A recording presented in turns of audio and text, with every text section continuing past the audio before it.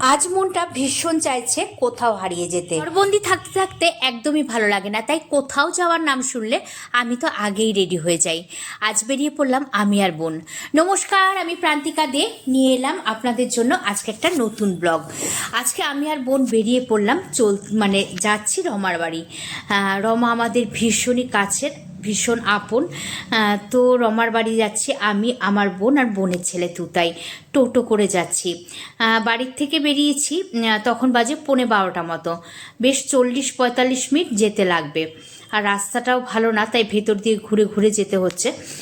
তো 40-45 মিনিট মতো লেগে যাবে। আর এটা হলো তুতাইয়ের একটা সাইকেল, ছোটোবেলা ছোট্ট সাইকেল, যেটা রমার মেয়ের কাজে লেগে যাবে এখন, তার জন্য নিয়ে যাচ্ছে আমার বোন।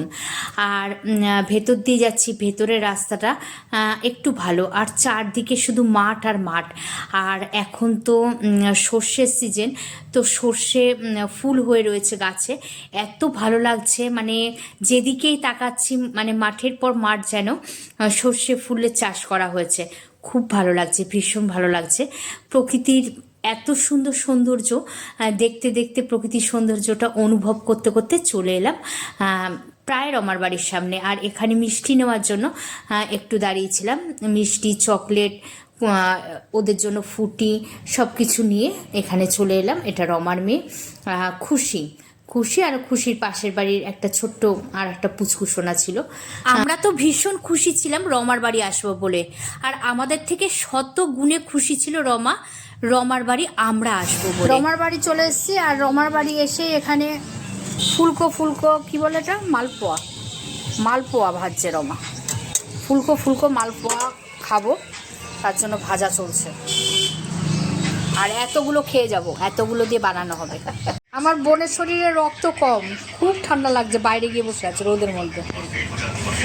গরম গরম মালপোয়া। হ্যাঁ,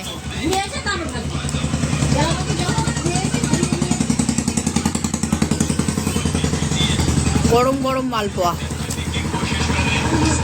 সেই প্রথমে গরম গরম মালপোয়া দিয়ে এক মগ কফি খেয়ে নিলাম, কিন্তু কফিটার ভিডিও করতেই ভুলে গেলাম।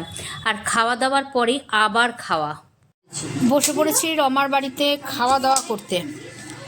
আমি আর বোন। এই যে আমার বোনের তো অর্ধেক খাওয়া হয়ে গেছে শাক দিয়ে। এই যেটা মটর শাক করেছে। কত কিছুর আয়োজন করেছে, কি কি আয়োজন করেছে পরে দেখাচ্ছি। আগে সবার ফার্স্টে এখানে মটর শাক দিয়ে খাওয়া শুরু করি।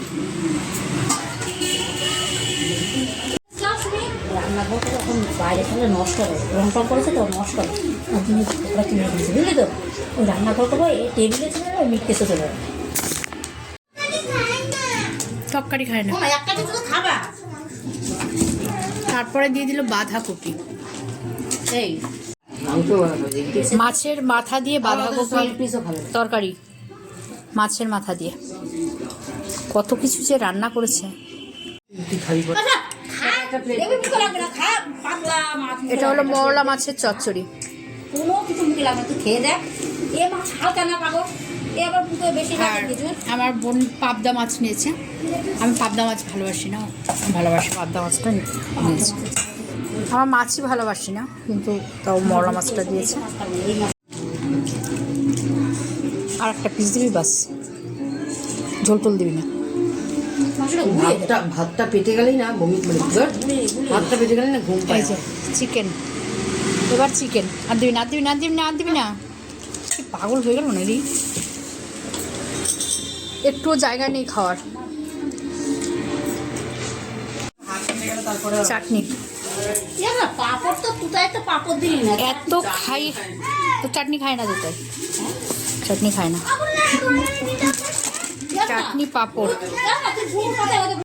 শাকটা ঠিক ছিল, বাঁধাকপি আর চিকেন বলে আর কিছু লাগবে। এত এত রান্না করেছে, এত রান্না খাওয়া যায়? ছেঁড়াবেলা করে খেয়েছি। আর এই যে মওলা মাছ দিয়ে ভাতটা মেখেছিলাম, কিন্তু আমি একদম মাছ খেতে পারি না, একদমই খেতে পারি না। মাছটা মেখে একটু মুখে দেওয়ার সাথে সাথে যেন আমার গা কেমন গুলিয়ে উঠেছে। আমি আবার রেখে দিলাম। ওরা ছেঁড়াবেলা করে খেয়েছে, আমিও ছেঁড়াবেলা করে খেয়েছি। এত আইটেম খাওয়া যায় না। বুলডোজার নিয়ে তুলে নিয়ে যাবে। পদ একসাথে খাওয়া যায়, এত পদ খেয়ে অভ্যাস নেই। এত পথ খেতে পারি না, মাছ খেয়েই যেন একটা গায়ের মধ্যে কেমন গা গোলা ছিল। মাছ শুদ্ধ তুলে রেখে দিয়েছি, মাছ শুদ্ধ ভাত খেতে পারি না মাছ একদম।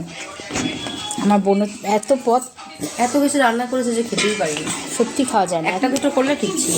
একদম এত পথ রান্না করলে খাওয়া যায় না। রমা কোথাও একটা আমাদের নিয়ে যাবে, তার জন্য খাওয়া দাওয়া করে রমার সাথে বেরিয়ে পড়লাম। আর বেরোনোর সময় এখানে রমার ছানাপোনা রয়েছে, রমা ছাগল আর ছাগলের ছানাপোনা, আর সেগুলোকে দেখে আমার বোনের ছানা ওগুলোকে নিয়ে বেশ দলা মোচড়া চটকা চটকি করে যাচ্ছে। আর খুশি রানীও তার সাথে যোগ দিয়েছে, দুজনে মিলে এসবই করছে। আর যাবো কী করে। তো যাই হোক, আজকের ব্লগটা কিন্তু অনেকটা বড়, তার জন্য পুরোটা একসাথে দিতে পারলাম না। এটা ভাগ ভাগ করে দুটো পার্টে দেব। এটা প্রথম পার্ট ছিল। আর কোথায় যাচ্ছি, কোথায় নিয়ে যাচ্ছে, সেটা অবশ্যই আপনাদের সাথে শেয়ার করব। সাথে থাকুন, পরবর্তী ব্লগ খুব তাড়াতাড়ি আসছে। তো আজকের মতো ব্লগটা এখানেই শেষ করছি। সবাই ভালো থাকবে, সুস্থ থাকবে। আবার দেখা হচ্ছে খুব তাড়াতাড়ি দ্বিতীয় পার্টে।